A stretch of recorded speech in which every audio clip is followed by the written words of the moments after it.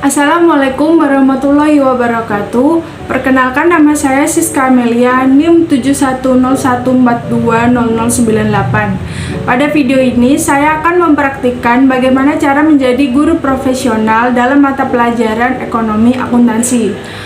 Video ini saya buat untuk memenuhi tugas etika dan profesi guru. Selamat menyaksikan.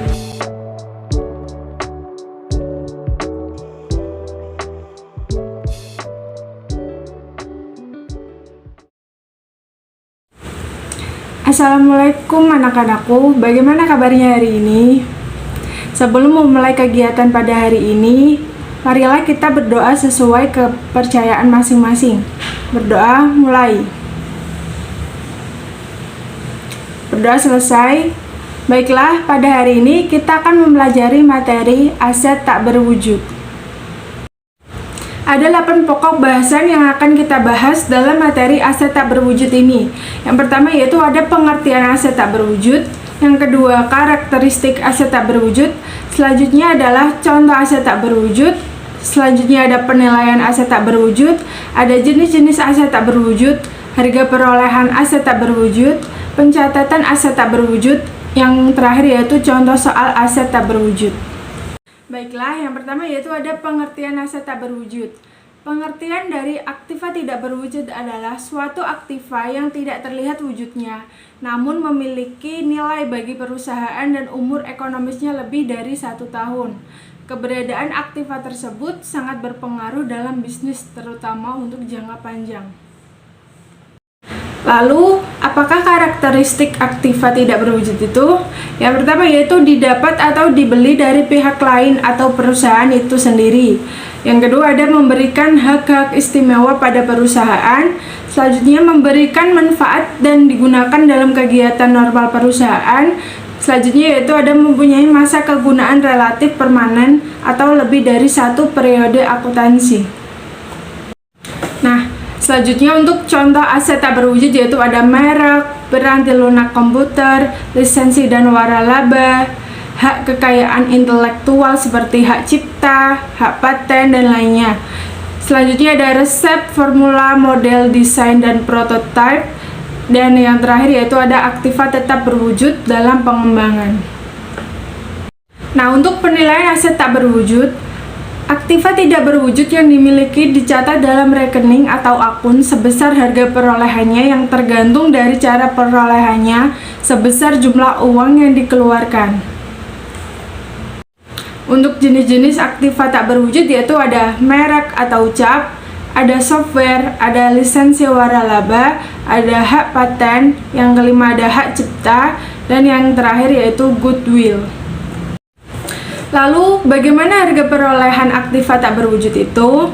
Nah, aset tak berwujud dinilai atau diukur sesuai dengan harga perolehannya. Biaya perolehan aset tetap tidak berwujud terdiri dari yang pertama yaitu ada harga beli, termasuk bea masuk atau import, dan pajak pembelian yang tidak dapat dikembalikan setelah dikurangi diskon dan rabat.